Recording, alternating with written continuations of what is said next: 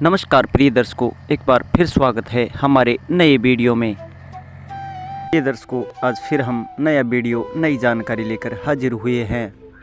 आज एक ऐसी कहानी प्रस्तुत करने वाले हैं जिसको सुनने के बाद हर आदमी को आत्मज्ञान की प्राप्ति होगी। कहानी को सुनने के बाद हर इंसान ईश्वर की प्राप्ति कर सकता है। प्रिय दर्शकों, इस कहानी का नाम है भाग्य का लिखा क्यों नहीं टलता। भाग्य कैसे लिखा जाता है। जो लोग गलत कर्म करते हैं वो हमेशा पैसे वाले और धनी व्यक्ति क्यों रहते हैं, और जो नियम धर्म और सद्मार्ग पर चलते हैं वो गरीब के गरीब क्यों रह जाते हैं। आज इसी विषय पर हम छोटी सी कहानी प्रस्तुत करने जा रहे हैं।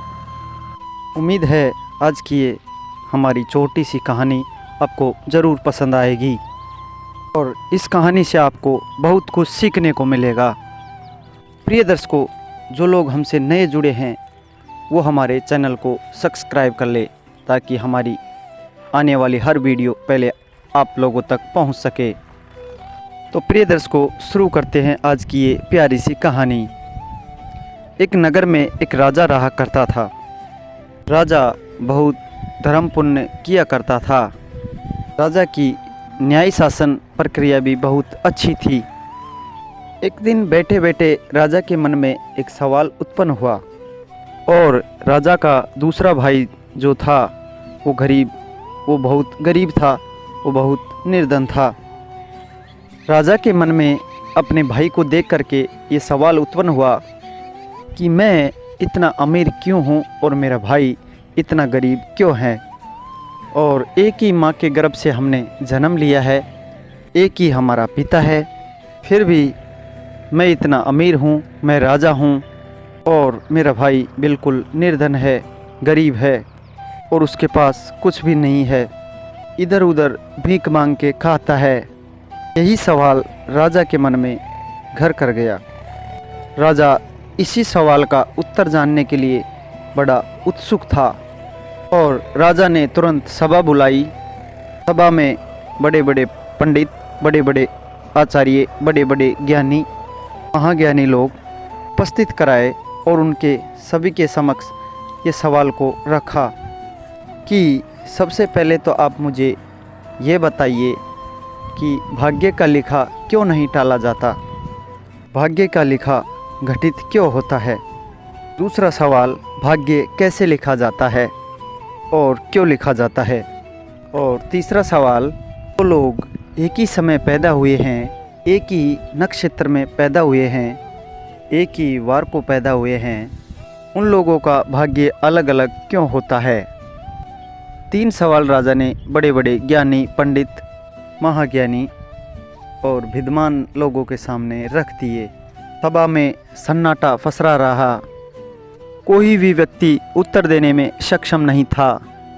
राजा सभी पंडित लोगों से, सभी विद्वान लोगों से बार बार यही सवाल कर रहा था, लेकिन कोई भी व्यक्ति उन सवालों का उत्तर देने को तैयार नहीं था। सभी लोग शांति और चुप से बैठे रहे। अंत में जाकर के सभा में एक बुजुर्ग आदमी खड़ा हुआ। उन्होंने हाथ जोड़कर राजा को प्रणाम किया।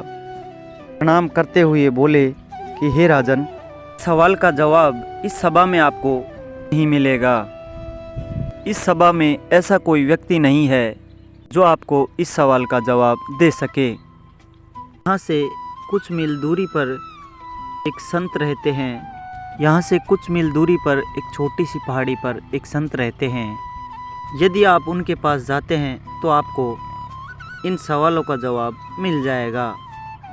राजा ने तुरंत सभा समाप्त करी और वहाँ से घोड़े पर सवार होकर के उन संत से मिलने के लिए चल दिया।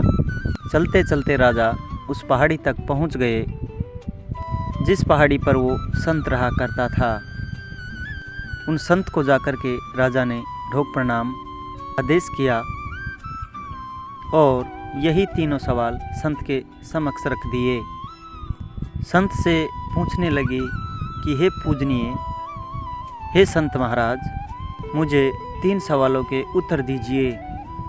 पहला सवाल, भाग्य का लिखा क्यों नहीं टलता। दूसरा सवाल, भाग्य लिखा कैसे जाता है। और तीसरा सवाल, जो लोग एक साथ पैदा हुए हैं, एक नक्षत्र में पैदा हुए हैं, एक वार को पैदा हुए हैं, ऐसे दो लोगों का भाग्य अलग अलग क्यों होता है। और संत महाराज शांति से बैठे रहे, धुएं में से आग उठा उठा करके खाते रहे, आग के अंगारे खाते रहे। संत महाराज राजा पर जाकर के अंत में बहुत क्रोधित हो गए और राजा से कहा कि हे राजन, यहाँ से तुरंत चले जाओ, इसी में तुम्हारा भला है।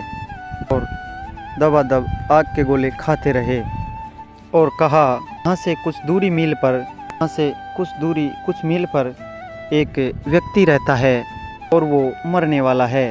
यदि आप समय रहते उनके पास पहुँच जाए, आपको इन सभी सवालों के जवाब वहाँ मिल सकते हैं। राजा तुरंत घोड़े पर सवार होकर के उस गांव तक पहुँच गया जहाँ वो व्यक्ति रहता था। जाके देखा तो वो व्यक्ति लेटा हुआ था, बड़ा ही पीड़ित था, कुछ ही सांसें बाकी थी। राजा ने तुरंत जाकर के उस व्यक्ति से पूछा, यही 3 सवाल उसके समक्ष रखे। ए भाई, मुझे इन 3 सवालों के आप जवाब दीजिए।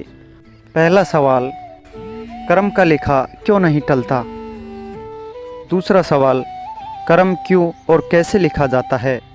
और तीसरा सवाल, 2 लोग एक ही समय और एक ही नक्षत्र में एक ही वार को पैदा हुए, उन दोनों का भाग अलग अलग क्यों होता है।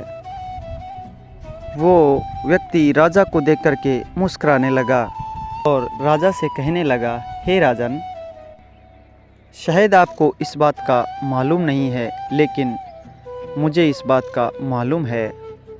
मुझे इस बात का पूर्णतः ज्ञान है क्योंकि मैं मरने वाला हूँ। मेरे सामने यमराज खड़े हैं और मुझे पिछले जन्म की, इस जन्म की जितनी भी घटनाएं हैं, जो कर्म हमने किए हैं, वो हमारे समक्ष हैं।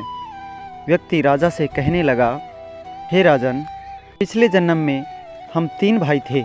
सबसे बड़ा जो आपको साधु मिला है, जो आपके अंगारे खा रहा था, सबसे बड़ा भाई वो है।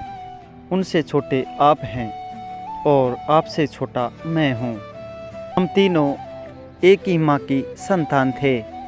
हम तीनों एक साथ बैठे हुए थे, भोजन की तैयारी कर रहे थे।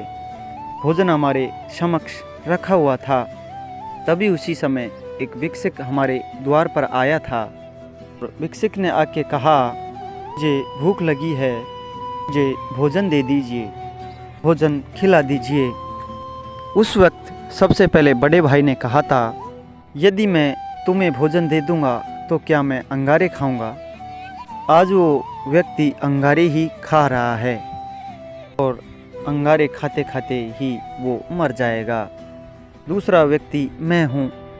उस व्यक्ति ने मेरे से कहा, उस व्यक्ति ने फिर मुझसे कहा, हे भाई, मुझे आप भोजन दे दीजिए, मुझे बहुत भूख लगी है। मैंने भी उस व्यक्ति से कहा था कि यदि मैं भोजन तुम्हें दे दूंगा तो क्या मैं भूखा मरूंगा। आज मैं इसी भूख की वजह से मरने जा रहा हूँ। और तीसरे व्यक्ति आप थे। से उस व्यक्ति ने कहा था, ए भाई, मुझे भोजन दे दीजिए, मैं बहुत भूखा हूँ, मुझे भूख लगी है। आपने अपने हिस्से के भोजन में से आधा भोजन उस व्यक्ति को खिला दिया, इसीलिए आप आज राजा बनकर बैठे हैं।